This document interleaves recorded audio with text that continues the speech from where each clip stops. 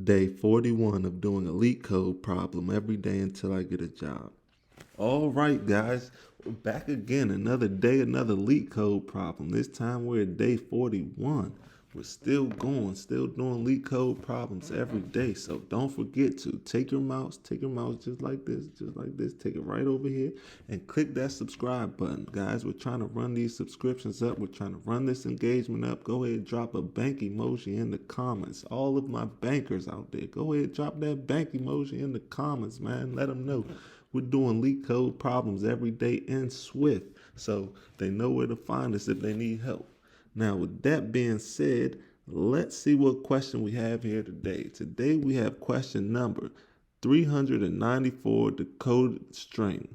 Difficulty level is medium, so it doesn't really matter the difficulty level to us because we're attacking all problems that come our way. So we're still going to keep the solution as simple and easy to understand because we're all trying to learn, and part of learning is understanding. And I'm going to do my best to explain it to y'all. So let's see what the question says. It says, given an encoded string, return as decoded string. The encoded rule is k encoded string, where the encoded string inside the square bracket is being repeated exactly k times. Note that k is guaranteed to be a positive integer. You may assume that the input string is always valid. There are no extra white spaces. Square brackets are all well formed, etc. Furthermore, you may assume that the original data does not contain any digits and that digits are only for those repeat numbers k. For example, there will not be an input like 3a or 24. The test cases are generated so that the length of the output will never exceed 10 to the fifth power. Okay, that seemed like a lot, seemed like a big question, but it's really not that difficult to understand. Let's look at the examples. It says input S equals 3A, 2BC. So if you look at the output is 3A's and then 2BC's, 1BC, 2BC. So I hope that makes sense. It says we need 3A's. These are 3A's.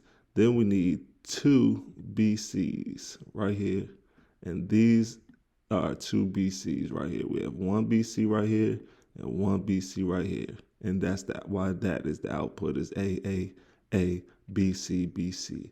Let's look at example 2 because example 2 is a little trickier, but we'll figure it out. It says input S equals 3 A2C. So if you notice, the 3 is outside of the array or the brackets, and the A2, then it goes A2, then it goes 2 more brackets with a C inside. What that really means is we just want to see this right here 3 times. We want to see A, we want to see an A, and then first we want to see an A, and then we want to see, then we want to see 2C. So look, if you want, but we want to see that 3 times. So look, first is right here. We have an A and then 2 C's. That's 1 time. Then here it is again. We have an A and 2 C's. There it is again. Then we have an A and 2 C's. There it is again. So this just wants 3A, 3 of A, 2 C's. Then let's look at example 3. It says input S equals 2 ABC, 3 CD, then EF. So let's see what the output. The output has 2 ABCs. That's 1 ABC. That's 2 ABCs. Then it wants 3 CDs. So then we have 1 CD, 2 CDs, 3 CDs. Then it wants EF. EF right here. So that's basically what they want. They want us to decode the string that gives us an integer and a letter, and we basically have to have 3 or have k integers of that letter, whatever that may be. So let's figure out how we're going to code that. First thing we are going to do is we are going to declare a variable. We're going to call that int stack. That is going to be an array of integers. Then we're going to come down here and we're going to declare another variable and we're going to call this str stack. Excuse me, and that is going to be an array of strings. Excuse me. And then we're going to come down here. We're going to declare another variable called current num, and that is going to be equal to just a regular integer. Then we're going to come down here and we're going to declare another variable called current string, and that is going to be equal to a string. Okay. Then we're going to come right here. We're going to say for char in s. So for each character in S, we are going to say if char is equal to, put this, the open bracket, array bracket, then what we are going to do is we are going to say str stack dot append, and then we're going to append the current string. Then we're going to come down here and we're going to say int stack, excuse me, dot append, and then we're going to append the current num. So what this is going to do is this is appending the current string, and then this is appending the current num. This is appending the current string to the str stack, and this is appending the current num to the int stack, the int stack. Then we're gonna come down here. And we're gonna say current string equals blank string. Then we're gonna come down here and we're gonna say current num equals 0, right? Then we're gonna come right here. We're gonna say else if char is equal to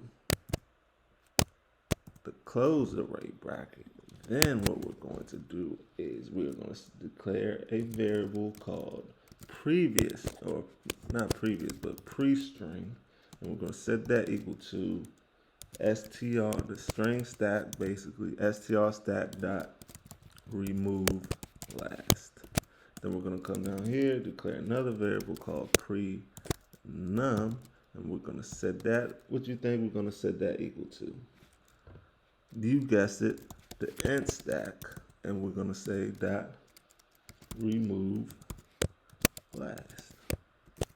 Then we're going to come down here, we're going to say current string equals pre